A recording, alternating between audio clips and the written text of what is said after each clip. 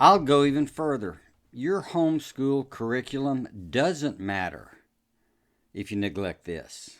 Well, what is this? Hi, I'm Dr. Fred Lybrand. I have homeschooled 5 kids with my wife Jody, and I'm going to tell you something that drives me crazy, and it's that everyone thinks the magic's in the curriculum, that your homeschool curriculum is what really makes a difference. And I'm here to tell you that is absolutely not true. It is a confused, misthought, misidentified theory that makes everybody want to find some comfort. It's not the answer. Here is the trick. Your curriculum doesn't matter, but you do. Yeah, you. You're the key, not the curriculum. So growing up, we were into tennis way back, and I had some friends that had more money than we did, and they loved to get the best racket. And the best racket in that day, way back, was a wooden racket called the Davis Classic, Tad Davis. And we thought, if you had that racket and play with that racket, you were just going to be an awesome player, until the pro explained to us that any of the real tennis players in the world could take any racket and beat you with it because they're pros.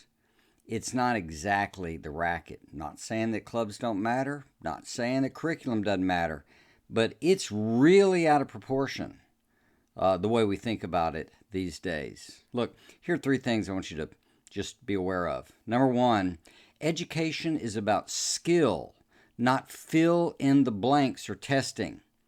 The idea of a curriculum is to create some fill in the blanks and exercises and write stuff and test you because they're hoping or thinking that's going to develop some kind of knowledge or skill in you. It may. It's not a bad idea, but it's not as powerful as you think. There's not a real magic in those curriculum, because you're going to find that there's some kids that came up with different curricula all your life that are, wow, just as smart as you are. That's crazy. The second point is just imagine a really great curriculum, but a bad environment. Do you think if there's a really bad learning environment, but you have a great curriculum, it's going to really work out well? The answer is nope, it is not going to work out well because of the priority of that environment.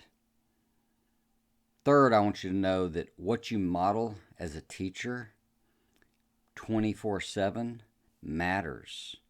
You as a mom or you as a dad, if you're homeschooling, you're engaged in a modeling process where they're watching you and experiencing and getting cues from you and seeing what your standards are and what they aren't. That 24/7 modeling is way more powerful than what's in the actual curriculum box.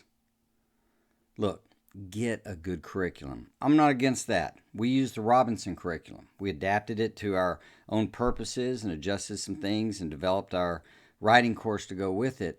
But we found the Robinson curriculum was a good match for us. It was a good scope and sequence that we could adjust. I also, though, want you to understand that you shouldn't count on the curriculum. You need to count on you. So what you model, do you model the right things? Do you read around the kids? If you don't read and expect them to read, that might be a little mistake. How about order? Do you do things in order or set up some kind of order in the home? Are you honest? Do you work hard? You go down the list, but those things you do are the real core of the curriculum.